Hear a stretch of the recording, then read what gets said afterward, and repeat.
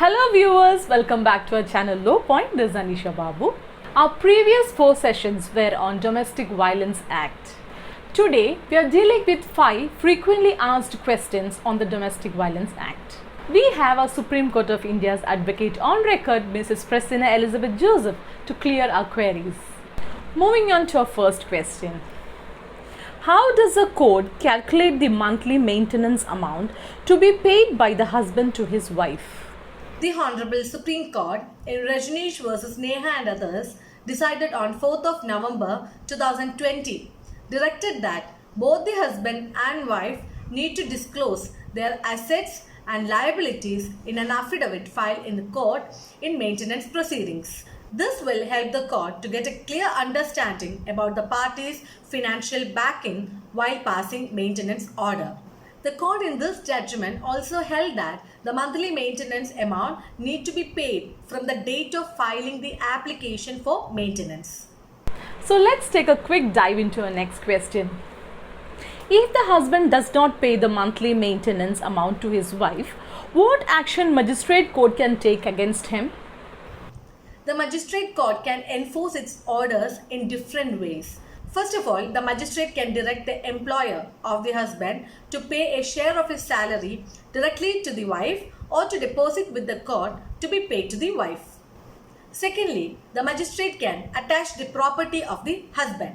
Thirdly, the magistrate court can issue arrest warrant against the husband and send him to prison. Fourthly, the court can also disallow the husband from filing his defense, that is, his version of the case. In addition to the above, the court can also direct contempt proceedings against the abuser for willful disobedience to be initiated before appropriate court. Let's have a quick look into our next question. All family matters are heard by the family court. Then why domestic violence matters are heard by the magistrate court?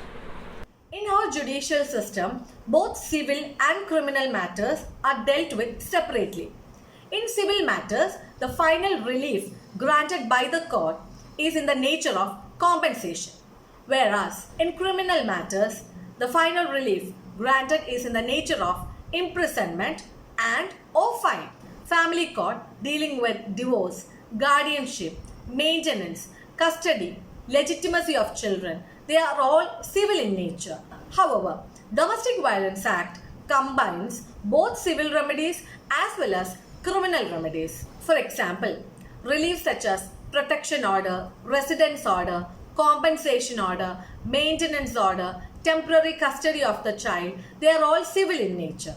However, Section 31 and 33 of the Domestic Violence Act provides punishment in case of breach of protection order, and if any protection officer fails or refuses to discharge his duties as directed by the magistrate in the protection order, punishment is in the nature of imprisonment or with fine.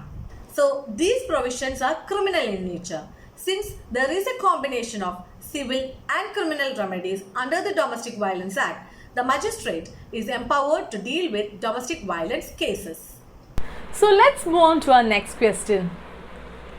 Can a woman simultaneously file multiple complaints under multiple law such as Domestic Violence Act, Section 498A of Indian Penal Code, Section 125 of Code of Criminal Procedure or Family Court Act?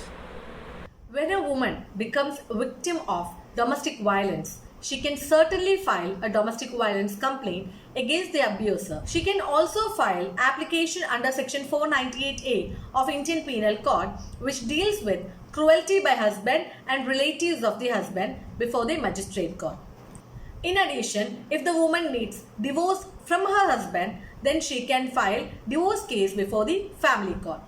For example, female victim can claim maintenance under Section 125 of Code of Criminal Procedure, then under Domestic Violence Act before the Magistrate Court, and further under Section 7 of Family Courts Act.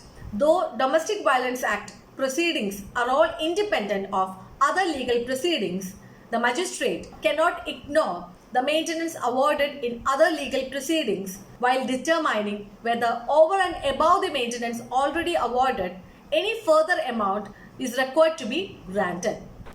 Moving on to our last and the final question. The general perception of the society is domestic violence is committed by the husband on his wife. But if a woman's parents have died and her brother and sister-in-law are harassing her, then can she file domestic violence case against her brother and sister-in-law? Yes.